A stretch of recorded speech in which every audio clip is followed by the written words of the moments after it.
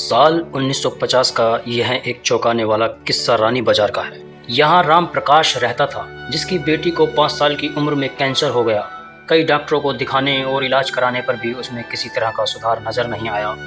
होते होते एक रात कैंसर ने उसकी जान ले ली। उस बच्ची की जान रात को करीब 1 बजे गई थी। उसी रात को पास के ही एक गांव की महिला मोहिनी को एक ट्रक ने टक्कर मार दी थी।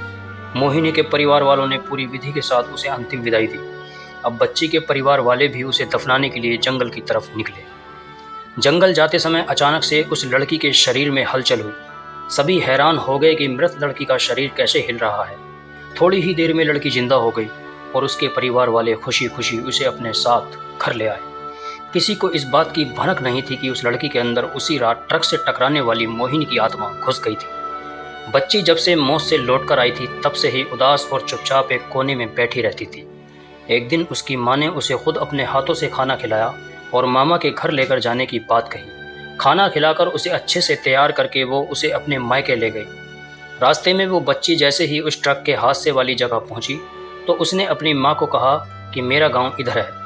माँ ने उसकी बातों पर बिल्कुल गौर ना किया और उस बात को हंसी में टाल दिया। कुछ ही देर में वो अपनी बेटी के मामा यानी अपने भाई के घर पहुंच गई। 1-2 दिन बाद मामा जी के घर के आसपास ही बच्ची के अंदर घुसी मोहिनी को अपनी पड़ोसन सिमरन दिखी। उसने जोर से उसे नाम से पुकारा। सिमरन ने पलटकर देखा तो एक छोटी बच्ची थी। उसे बड़ी हैरानी हुई कि इस लड़की को मेरा नाम कैसे पता है। तभी मोहिनी ने अपने साथ बीती सारी बातें उसे बता दी। उसने कहा कि मेरे परिवार वालों ने मेरी मौत से पहले ही मुझे जला दिया था, इसलिए मेरी आत्मा भटक रही है। उसी दिन इस लड़की की मौत भी हुई थी, तो मैं इसके शरीर में घुस गई। सिमरन ने यह बात अपने गांव जाकर सबको बता दी। पूरे गांव वाले और उसके रिश्तेदार मोहिनी से मिलने के लिए उसी बच्ची के मामा के घर के पास पहुंच गए। उस लड़की के अंदर रह रही मोहिनी की आत्मा ने सबको एक एक करके पहचान लिया।